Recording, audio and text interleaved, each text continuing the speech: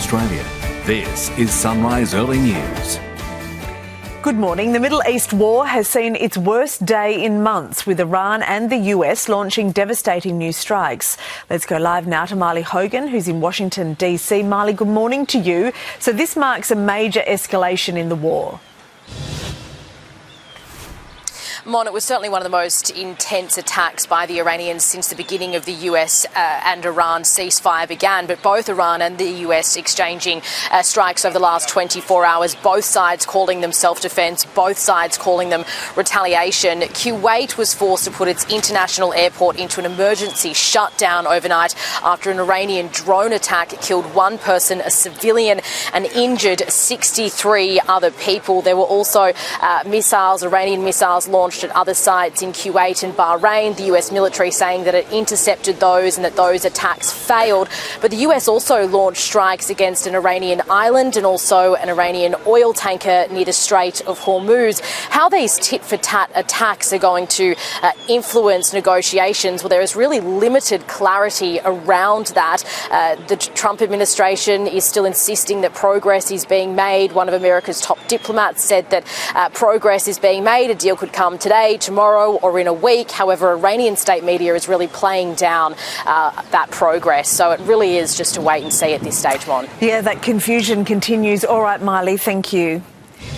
6 offenders have been charged with kidnapping and murder after a man was found dead in Melbourne's west last month. The body of a man discovered in Tarneit, found to be the son of a former Bikie boss. It's believed the victim was kidnapped from his home and killed, with perpetrators then fleeing the scene. Now 2 men have been taken into custody. 4 17-year-olds are to appear in children's court this morning.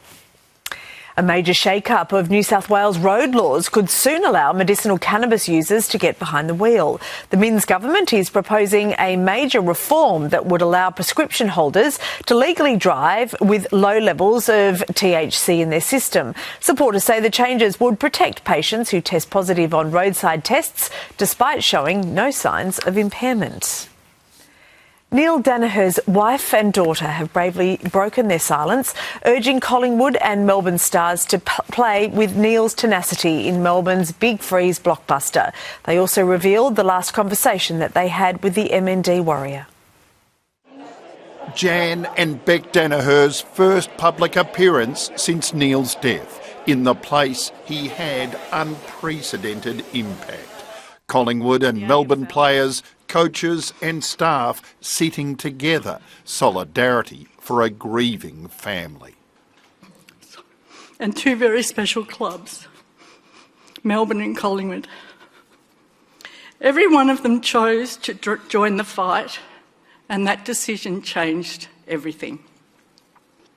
In a way, I think he was preparing us for the inevitability of this battle. But that doesn't make it any less raw or any less difficult. What it does mean is that we know what he expects of us now. Normally, Neale addressed both clubs before Big Freeze matches. Okay. My last conversation with Dad was actually about this moment. As I said, he was looking forward to it, and he was preparing his own speech, which would have been so much more impressive than what I have ever got to say, but it's just why standing here, it just feels a little bit bittersweet. His family channelled his spirit.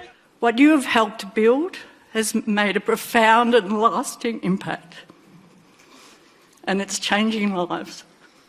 The players were deeply moved. I've had some pretty amazing coaches over my career, and they've been able to give some pretty motivational speeches, but without a doubt my top 10 is all Neale. Definitely at Collingwood we get to play in a lot of big games, but this is probably right at the top of the cake. All up here, everyone up.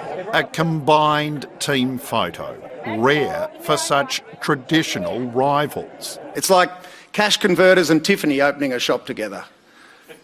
But it's pretty special. You can work out who's who later on. And confirmation today of a special guest at Monday's game. Former NRL star Jai Arrow will return from MND treatment in Spain to toss the coin before the match, a sign Neale's relentless campaign will only get stronger. The greatest way that we can honour Dad now is not by looking backwards, it's by continuing forwards, and I hope you'll stay with us. Together we can keep fighting the beast. So today, for Dad, let's play on. Thank you, and good luck for the weekend. Nick McCallum, 7 News. The search for missing Tasmanian devil Mary is expanding as new CCTV footage has revealed her daring escape from a Gold Coast wildlife park. Mary mysteriously vanished from her quarantine area on Tuesday morning, with thermal imaging equipment rolled out to help locate the missing 2-year-old. It's now believed that Mary made an extraordinary high leap for a Tassie devil, escaping her enclosure. Tassie devils are endangered, but authorities are hopeful that she will be found using food traps to try to lure her back. Checking Thursday's weather for you now. In Brisbane, sunny 22, Sydney, a possible shower 19, Canberra, showers and 11, Melbourne, rain 12, Hobart, rain 11. In Adelaide today, some showers about with a top of 15 degrees. In Perth, a sunny 19 degrees, and in Darwin, mostly sunny with a top of 31 degrees for you.